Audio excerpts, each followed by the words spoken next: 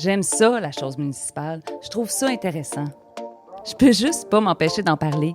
Mais vouloir comprendre la chose municipale, ça, c'est complexe. Ça peut ressembler à un cube Rubik. Ça a plusieurs facettes, des couleurs, des milliards d'agencements. Plus je m'y intéresse, plus j'ai envie d'en savoir et d'en parler aussi avec des gens. Dans cette série de balados, je plonge dans la chose en tant que candidate à la mairie pour l'élection partielle de Sorel-Tracy. Dans cet épisode enregistré le 2 octobre devant public, à quelques jours de mon dépôt de candidature, je discute avec le nouveau Sorellois, mon ami J.C. Lauzon. Mais pourquoi donc s'engage-t-on dans la chose? Moi, la raison pour laquelle je trouve que c'est le fun d'embarquer dans ta campagne, comme je pense Patricia, puis Karine, puis plein d'autres, c'est qu'on le sait, on le sent, tout le monde, que tu es celle qui désire le plus, qui se préoccupe le plus de la chose municipale. Tu es une passionnée de la chose municipale. Effectivement. Et on sait que c'est sincère, on sait que tu es bien intentionné, que tu lis beaucoup là-dessus. Si vous voyez la somme de livres qu'elle a sur la chose municipale, comment les villes évoluent, et je sais que ça te préoccupe beaucoup. Le développement de Sorel-Tracy, principalement, évidemment, c'est ta ville. Tu la connais de fond en comble, j'ai l'impression. Et avoir ceux qui se greffent autour de cette aventure-là et leur enthousiasme, ton équipe là, qui est naissante, là, j'ai l'impression que c'est vraiment très bien parti. Comment tu trouves ça? Comment ça se passe? Oui, je me sens bien entourée, je sens beaucoup d'amour. Puis, ça vient peut-être aussi de tout l'amour que je porte, oui, pour la politique municipale, pour la municipalité. C'est ça, mais qu'est-ce qui te passionne tant de la chose municipale? Parce qu'il y a beaucoup de monde qui... Écoute, on vit dans une ville, mais on vit souvent loin de peut-être que je suis tombée dedans un peu comme Obélix dans la potion magique. Peut-être que c'est génétique. Mon grand-père maternel a été conseiller municipal en Estrie. J'étais même pas née, là, donc... mais je me souviens encore de sa photo dans le cabanon au chalet là, de l'élection. Puis par la suite, j'ai habité Sherbrooke une partie de mon adolescence. C'est la première fois que j'ai mis les pieds dans un hôtel de ville, c'est à Sherbrooke. Okay. Puis par la suite, j'ai été... marquée par ce que j'appelle des chocs de paysage, que ça soit des démolitions, des incendies. Puis je me suis rendu compte au fil de mes expériences, de ma vie, que le municipal a un impact extrêmement important sur notre quotidien. Puis je me suis mis à m'intéresser au langage, qui est compliqué parfois. Puis plus qu'on le comprend, le langage, plus qu'on s'y intéresse, puis plus qu'on comprend les impacts, plus qu'on a le goût d'améliorer notre lieu. C'est l'architecte John Gill qui dit « On ne peut pas se réveiller le matin sans vouloir que notre ville soit meilleure que la veille pour nos enfants, pour nous, pour nos aînés. » Puis, c'est ça un peu qui dicte mon engagement, en fait, améliorer notre milieu de vie. Et c'est pour ça qu'on est content qu'ils viennent refaire la route, Lorraine. Oui. Mais effectivement, il y a énormément de retard en infrastructure dans le monde municipal, qu'on parle d'ici ou qu'on parle d'ailleurs. Il y a des combats qui se mènent à grande échelle par l'ensemble des municipalités au Québec. Puis, Sorel-Tracy a aussi un déficit d'infrastructure. Mais quand on refait une rue, quand on refait un lieu, on faut le voir dans un point de vue d'ensemble. Moi, c'est ma vision des choses, parce qu'à ce moment-là, on a une possibilité d'améliorer tout autour, d'améliorer le milieu de vie pour les gens qui l'habitent. Il ne faut vraiment pas oublier les gens. Puis je considère qu'on a peut-être oublié un peu les gens qui habitent la ville dans les dernières années, pour diverses raisons. Parce que soit qu'on s'embarque dans une bureaucratie trop profonde, c'est dangereux, la politique. Hein? Des gros projets économiques. Exactement. Aussi. Oui, économiques. Quand les gens se désintéressent, ben on oublie les gens aussi, c'est à double sens. La période des jeunes élus, tu m'en as souvent parlé, tu me l'as souvent raconté, les voyages que vous avez faits à l'âge que vous aviez, puis la gang que vous étiez. Oui. Elle existe encore vraiment beaucoup, cette gang-là, puis tu es encore branché avec ce genre. Ça a été marquant pour toi, ça. Mais c'est particulier, parce que lorsque j'ai été élue la première fois en 2005, c'était la première fois qu'il y avait des élections simultanées au municipal à travers la province. Puis au premier congrès de l'Union des municipalités du Québec, qui est l'Association des municipalités, le président de l'époque, qui était Jean Perrault, le maire de Sherbrooke, a fait monter sur la scène tous les jeunes élus qui avaient en bas de 35 ans. Puis, spontanément, mais on est devenus solidaires entre nous. On a créé la commission des jeunes élus de l'UMQ. On a fait avancer des dossiers environnementaux, de démocratie. Puis, on a fait le tour du Québec en 18 jours. Là. On était un peu fous, là, je vous avoue. Là. L'objectif était de convaincre les jeunes de faire la politique. Parce que Parce que la politique municipale, on ne se le cachera pas, c'est le palier de gouvernement qui est le plus délaissé de la population. On parle de 40 à 45 % de participation à travers la province. Puis, il y a un déficit aussi d'intérêt pour les candidats. Il y a énormément... Bon, il y a un intérêt à Sorel-Tracy présentement, mais il y a des municipalités dans les dernières années qui se sont retrouvées sans candidat à la mairie, sans conseiller municipal. Oui. C'est particulier, là. Donc, l'objectif de la tournée, c'était de convaincre les gens que la politique municipale est importante. Donc, oui, c'était très marquant. Puis, on est resté solidaires. Et la Commission des jeunes élus continue encore. Là, présentement, c'est un jeune conseiller municipal de Laval qui est actuellement président. Il y a Vincent de Guise, le maire de Saint-Joseph, qui a déjà siégé. Donc, puis, ils font avancer des dossiers à l'Union. Puis, ça finit quand même que tu as fait 8 ans comme conseillère. Ouais. Ça, on dirait qu'il y a tout le monde qui le reconnaît. Ça. Puis, mais il y a un qualificatif qui est sorti de ces expériences-là. Puis je pensais à Jean-René Dufort qui ils t'ont collé une étiquette de méchante. Et il y a des gens qui profitent de ça, mais c'est une fausseté, au fait, parce que... Je suis pas si méchante que ça. Parce que tu n'es pas méchante. Et au contraire, tu es vraiment très bien intentionnée, mais j'ai l'impression que ça a servi un peu... C'était pour la blague.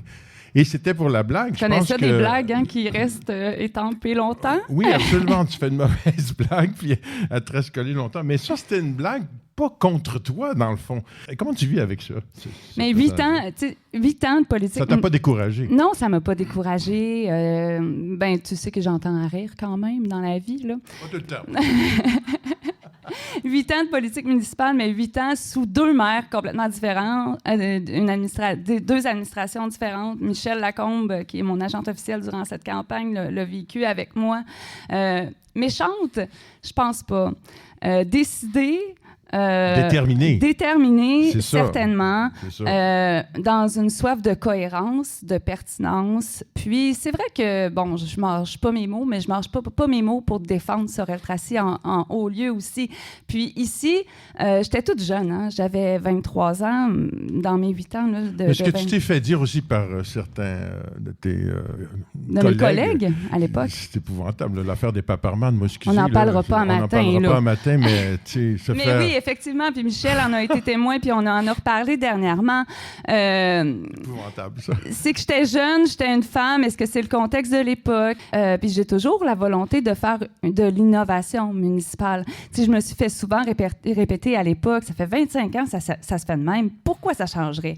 Puis oui, ça me fâchait entendre ça, parce que je crois qu'il est toujours possible d'améliorer des situations dans un processus d'amélioration continue quand on gère une municipalité, comme on gère une entreprise ou quoi que ce soit, une famille, on veut toujours le meilleur, c'est l'objectif. Donc, 25 ans, ça se fait de même, pourquoi ça changerait? Ça devient fâchant. Donc, est-ce que de se fâcher... Puis, tu sais, JC, c'est toujours plus facile de dire à une femme qu'elle est méchante parce qu'elle se fâche. Puis pourtant, moi, je t'ai déjà vu fâcher. Puis les hommes se fâchent. Qu'on parle. L'ancien maire Gauthier se fâchait souvent. Là, les hommes qui se fâchent, on les applaudit, puis les femmes qui se fâchent, on les traite d'hystériques. Mais bon, c'est le drame de Hillary Clinton. Mais aujourd'hui, j'ai 40 ans. Oui, effectivement, c'est le drame de Hillary. Toutes les femmes en politique ont... Mais présentement, j'ai l'impression que le vent a tourné. Oui, puis j'ai plus d'expérience. Je suis peut-être moins souple. Mais pas juste pour toi. Toi, parce qu'il y a beaucoup de femmes qui sont... Il y a des jeunes mairesses un peu partout dans le Québec présentement. Il y en a beaucoup. Puis je trouve ça beau parce que c'est des jeunes mairesses que j'ai vues grandir pour certaines. Pour toutes sortes de raisons qu'on a croisées. On parlait de la tournée des jeunes élus tantôt. C'est des femmes qui portent aussi une volonté similaire d'objectifs là, de municipaux, démocratiques, d'aménagement du territoire. Ouais. L'environnement, moi, je sais que l'environnement pour les femmes... C'est au cœur de leurs préoccupations. Mais dans les statistiques, c'est prouvé que les femmes sont plus sensibles. Désolé, messieurs, c'est prouvé que les femmes sont plus sensibles à la cause environnementale que les hommes. La mairesse de Paris, j'ai lu son livre, disait que... Elle dit, au début, elle dit que j'ai fait de la politique, je voulais pas dire que les femmes étaient différentes des hommes. Puis moi aussi, là, j'aborde dans le même sens. Mais elle dit, en même temps, elle dit, c'est nous qui mettons au monde les enfants. On pense peut-être plus plus famille. À long terme, plus à long terme. Exactement, parce qu'il y a toute la notion de myopie politique, moi, qui m'insulte. Oui. Myopie politique. Qui m'insulte un peu, c'est-à-dire que faut pas voir à court terme quand on prend une décision politique. Que ça soit des fois la plus banale des décisions, là, un stop sur un coin de rue, ça peut avoir un impact à court terme, mais à long terme aussi. C'est pour ça que pour moi, la vue d'ensemble, puis aussi la projection sur chaque décision, je trouve ça très, très, très, très important. La revitalisation du centre-ville, justement, c'en est où ce projet-là? Parce que je sais que tu étais très heureuse que l'ancienne administration te propose de travailler là-dessus, d'élaborer. D'ailleurs, je pense que si tu n'avais pas été là, il n'y aurait pas eu de plan. Bon, je dirais pas ça. Mais on dira pas ça, mais il reste que tu as travaillé beaucoup là-dessus, puis j'ai l'impression que les derniers événements ont fait que ça... Enfin, où c'en est où, finalement? Parce que ça augurait bien, ça, quand même. Écoute, Jessie, la revitalisation du centre-ville de Sorel-Tracy, ça fait... Je pense que j'étais pas née qu'on en parlait déjà. Il y a eu un plan de revitalisation en 1994, il y en a eu un en 2005. Il y a toujours des plans qui demeurent sur les tablettes. Puis moi, ça je pense qu'il faut les dépoussiérer. Puis là, avec le COVID, ce qui est arrivé, c'est que le ministère de l'Économie et de l'Innovation a donné une subvention à 19 villes au Québec, dont Sorel-Tracy, pour redynamiser leur centre-ville. On a reçu 800 000, il fallait présenter un plan. C'est rien et c'est beaucoup, 800 000. Ça dépend. C'est proche d'un million. Disons, oui, mais pour un centre-ville, c'est, disons, un bon coup de pouce. Puis, malheureusement, il n'est pas mis en œuvre présentement à cause des crises politiques qu'on a vécues, mais l'argent est dans les coffres de l'Hôtel de Ville. Il y a un processus qui est en train de se faire. Moi, je le souhaite beaucoup plus consultatif, que ça se fasse avec les gens qui l'habitent et qui l'animent, que ce soit les commerçants, les gens qui le fréquentent. Moi, j'ai été élue conseillère municipale du Vieux-Sorel, du centre-ville, dans les 8 ans que j'ai passé là. Je ne veux pas qu'on m'accuse de vouloir défendre que le centre-ville, mais il faut qu'on s'entende sur le fait qu'un centre-ville, c'est le cœur d'une municipalité que veut pas, on y passe tous. C'est notre confluent, en plus, pour nous, les Sorel-Traciens, là, parce qu'on n'a toujours pas de gentilé. Les Sorello-Traciens, non? Il va falloir régler ça assez rapidement, oui. Sorello-Traciens, ça sonne-tu pas pire, mesdames et messieurs? Non, mais c'est notre centre-ville, puis sans dénigrer aucun autre artère commerciale. Mais un centre-ville, c'est un cœur, c'est notre confluent, c'est notre cœur historique aussi. Donc, il y a ce 800 000-là, mais il y a aussi tous les travaux d'infrastructure. On va rénover Augusta-Prince, pas plus tard que l'an prochain. On refait la rue de la Reine, là pendant les élections municipales. Là. Mm-hmm. Donc, tout ça, faudrait que ça soit fait dans une vision, avec une vision d'ensemble, mais avec une vision ensemble aussi. On ne peut pas dicter une vision. Il faut qu'il y ait une adhésion à une vision. Il faut qu'il y ait une adhésion à des lieux. Les gens épousent l'idée, la raison pour laquelle... Tout à fait. La politique de l'arbre, je pense que tu as applaudi ça quand même. Tout à fait. Je félicite le conseil d'avoir fait ce pas-là, enfin. Mais concrètement, ça va... On peut savoir un peu qu'est-ce que toi, tu vois comme répercussion d'une politique de l'arbre? D'abord, l'application de ça, c'est... Bien, moi, je crois beaucoup que on peut, encore là, je vais répéter le point de vue d'ensemble, parce qu'on ne peut pas prendre une politique de l'arbre en le détachant des municipalités qui sont autour de Sorel-Tracy. Il faut aussi que les citoyens, encore là, adhèrent à la politique de l'arbre, parce que présentement, elle a été travaillée par des fonctionnaires, par les élus et les fonctionnaires seulement. Il faut qu'il y ait aussi une reddition de comptes. Il faut qu'on se rende compte qu'elle a un effet positif.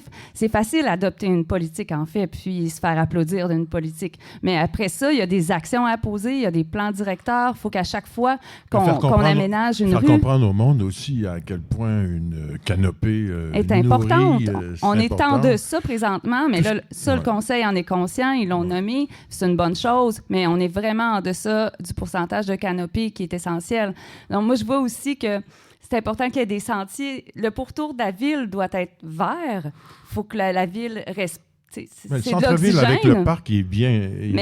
Oui, mais c'est là que j'y arrive. Il faut que le pourtour de la ville soit vert, puis il faut qu'il y ait des chemins verts qui se rendent jusqu'au centre de la ville, que ce soit pour la faune, que ce soit pour les gens, pour qu'il y ait une mobilité plus active, qu'on parle de pistes cyclables, de sentiers.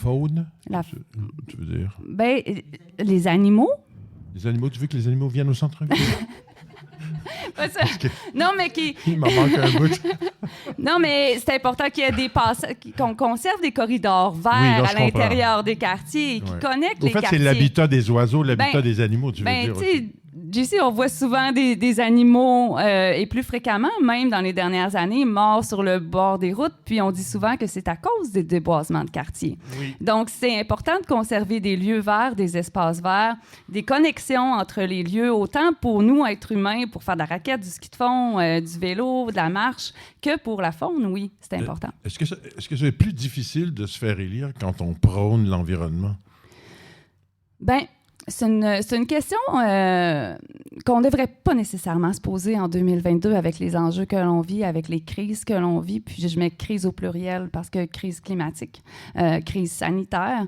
On l'a vécu avec le confinement où on avait le goût d'aller dans nos forêts. On avait le goût de respirer, de marcher, de profiter de nos espaces verts, de nos parcs.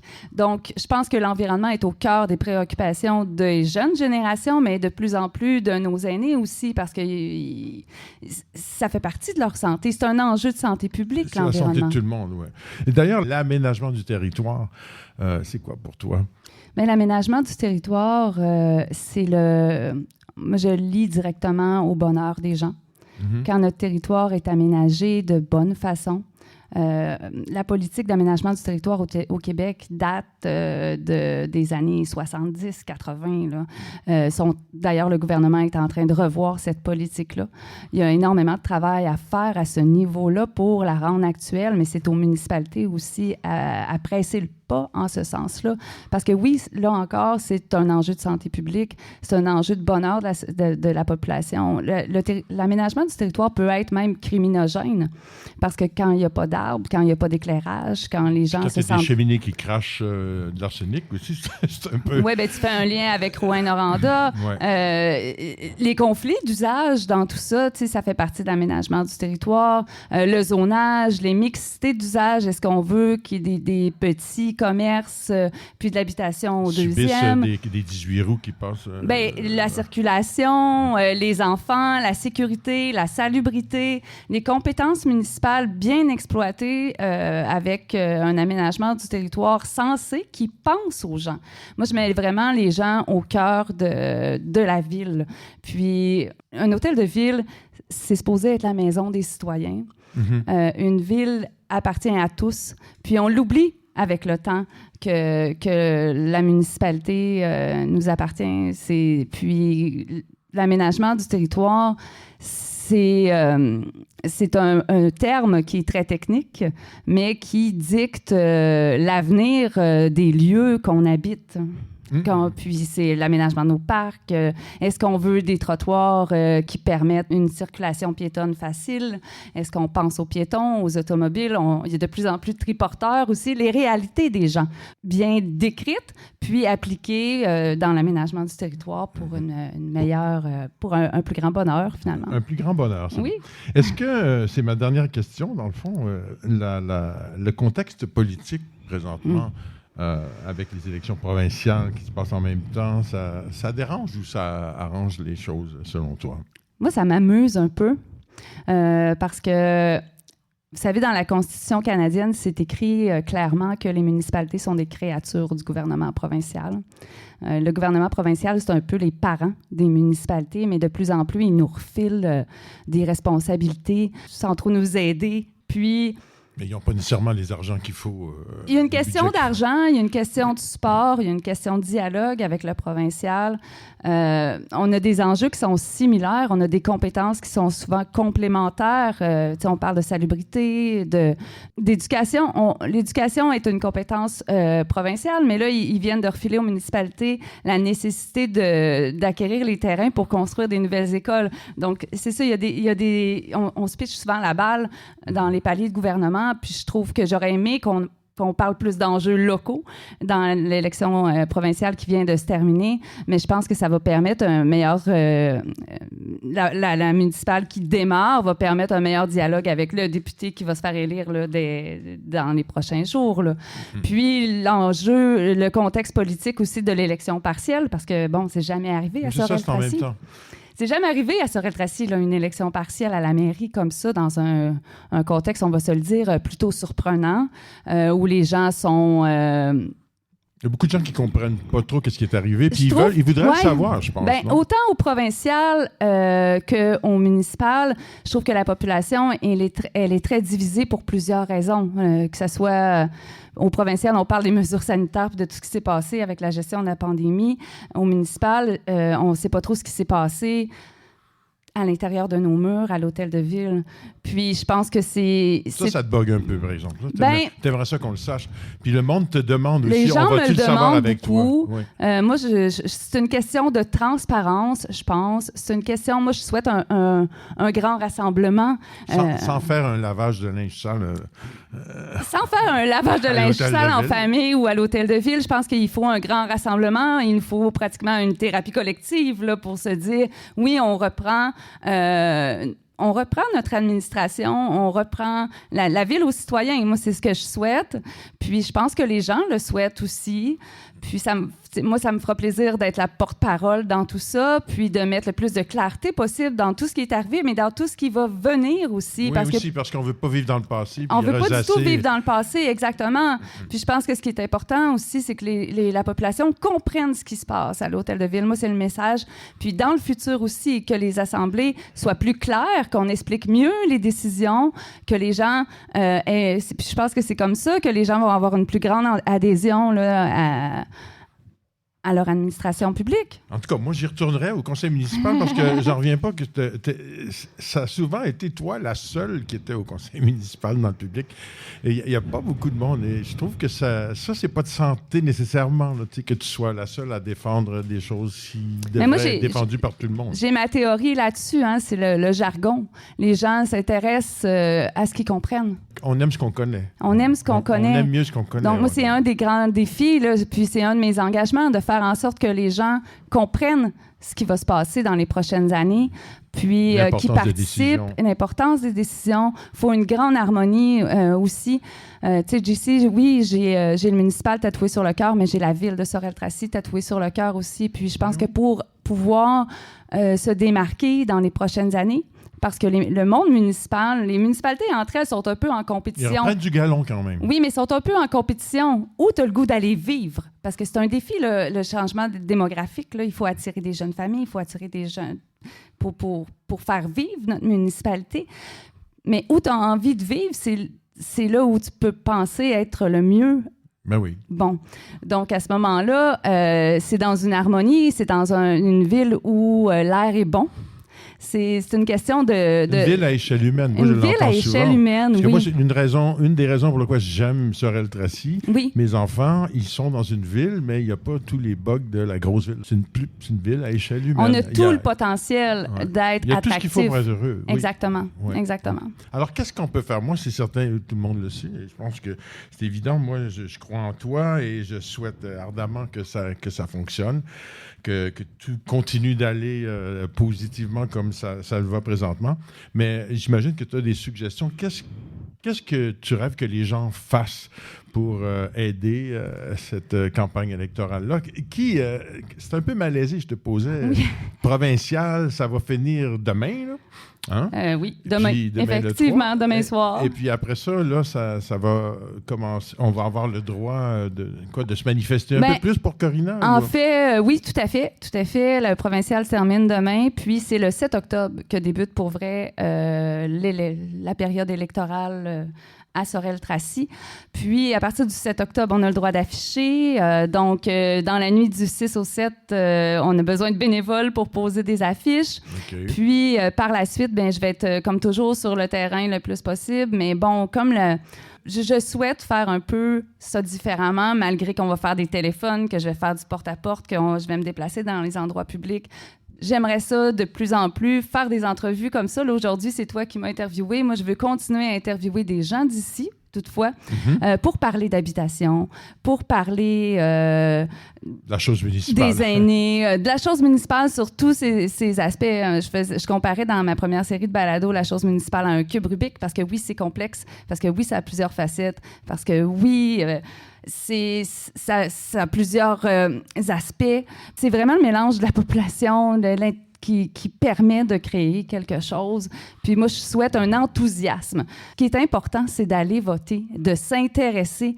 Puis j'espère vraiment qu'on va battre la statistique du 40 de participation à la prochaine élection, là, le 20 novembre, là, ce qui est pratiquement impossible, vous allez me dire, parce que c'est une élection partielle, puis que bon, on va-tu se déplacer juste pour élire une mairesse? Mais moi, je pense que oui, il faut se déplacer pour décider qui sera à la tête de notre municipalité, parce que c'est le palier de gouvernement qui vraiment peut changer notre quotidien. Bien, bravo, je te souhaite bonne chance. Corina Merci. Bastiani, mesdames et messieurs. Merci. Oh, JC, tu sors ton ukulélé. Non, parce qu'il y a une chanson de Bob Dylan qui s'appelle Corina, Corina. Connaissez-vous cette chanson-là? Oh, Corina, Corina, where have you been so long? Où c'est que t'étais tout ce temps-là, Corina? C'est ça que ça veut dire, là-bas. Oh, Corina, Corina, where have you been so long? Ah, on tape des mains. I've been worried about you, baby. I don't mean a thing without you. Oh, Corina, en français. Oh, Corina, Corina, où t'as été tout ce temps-là? Oh, Corina, Corina, où c'est que t'étais tout ce temps-là? Il répète toujours la même chose, la blues. Nous autres, on s'ennuie de toi. Ah ouais, reviens à la maison. Wouh! Oh, Corina, Corina.